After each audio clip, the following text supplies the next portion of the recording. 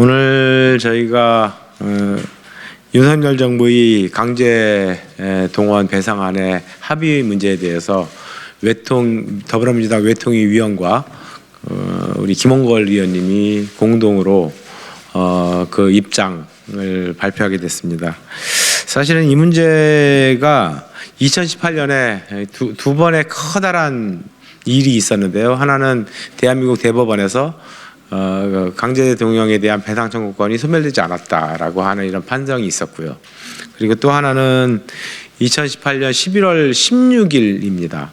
기사를 찾아보시면 나오겠지만 한국의 주요 언론에 일본 아베 정권의 그 고노외상과 그 강요들의 발언이 보도가 나온 적이 있습니다. 일본 중의원 그 외무위원회에서 고쿠다 게이지 의원이 강제 동원에 대한 배상이 소멸됐느냐라고 물어보니 청구권은 소멸되지 않았다. 다만 배상 판결은 안 해도 된다라고 하는 그 이상한 얘기를 붙여가지고 좀 앞뒤 논리가 맞지 않는 얘기를 로 이게 마무리를 짓긴 했는데요. 어찌됐든 명확하게 일본의 가장 보수 정권이었다라고 하는 아베 정권 그 내에서의 외상인 고노 외상이 청구권은 소멸되지 않았다라고 얘기를 했습니다. 그것도 뭐 일반 개인적인 자리가 아니고 일본 하원인 중의원 외무위원회 자리였습니다. 그런데도 불구하고 그런 것들이 완전히 무시되고 오늘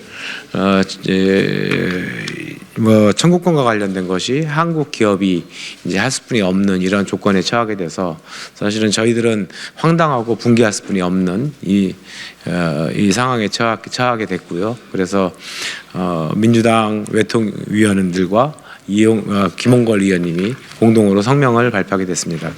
우리 그러면 박정 의원님과 우리 김홍걸 의원님이 나눠드린 성명서를 낭독해 드리도록 하겠습니다. 윤석열 정부는 강제동원 배상안 굴욕 피해를 주는 해법을 철회하고 해결할 수 있는 해법을 마련하라. 오늘 윤석열 정부가 강제동원 배상 해법으로 피해자들과 야당의 반대에도 불구하고 한국 기업이 단독으로 마련한 재원을 피해자에게 나눠주는 안을 발표했다.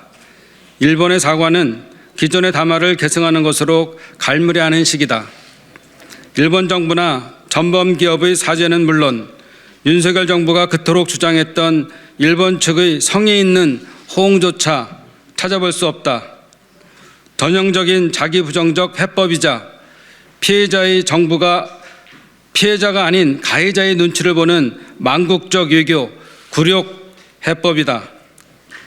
2018년 대한민국 대법원은 강제동원에 대한 전범기업의 불법 행위에 따른 손해배상 책임을 판결했다.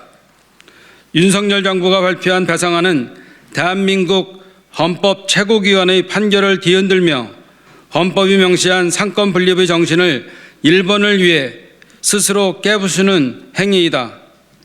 더욱이 불법적 식민 지배와 침략 전쟁으로 인한 피해의 구제를 명시한 대법원의 판례를 우리 정부가 스스로 부정하는 일본이 그토록 원했던 합법적 식민 지배 주장을 대한민국 정부가 인정해주는 꼴이 된다.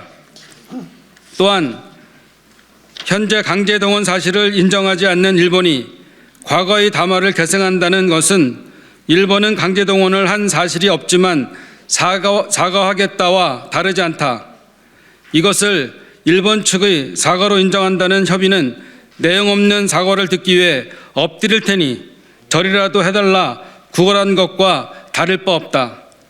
지난 1월 내비친 배상안에 대해 국민의 여론이 들끓자 일본 정부가 등을 돌릴까 그렇게 걱정되었나, 행여나 기분 상할까 일본 정부 입안의 혀처럼 행동하는 윤석열 정부는 기어코 가해자는 뒷짐지고 있어도 모든 것이 유리하게 흘러가는 기이한 상황을 만들어냈다.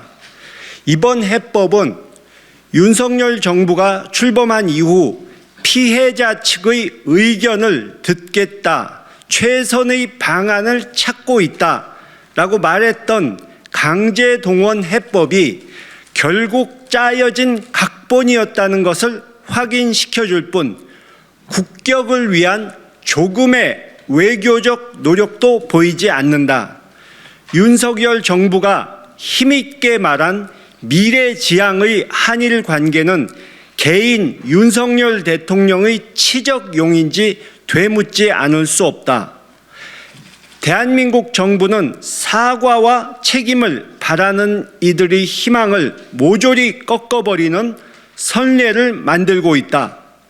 대통령이 눈치 봐야 할 것은 일본 정부가 아닌 우리 국민이다. 대한민국의 외교부, 대한민국의 정부로서 삼권 분립과 역사를 파괴하는 굴욕 외교를 당장 철회하고 제대로 된 해법을 마련할 것을 강력히 촉구한다.